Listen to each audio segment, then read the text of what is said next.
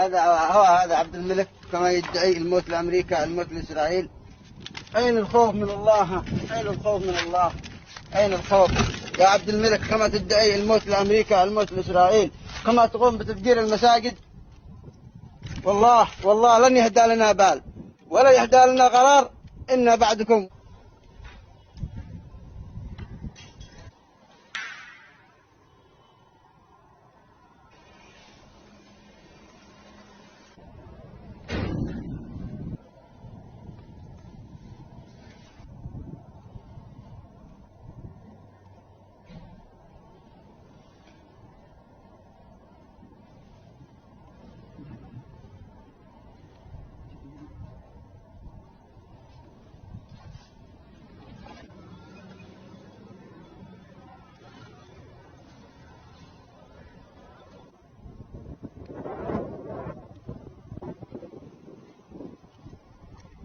هي هذه ميليشيات الحوثي كما تقوم بتفخيخ المساجد، وهكذا كما تشاهدون هذه هي قطايل المساجد.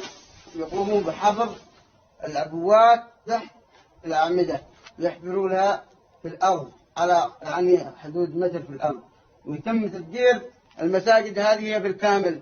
بالله هذا كما تشاهدون.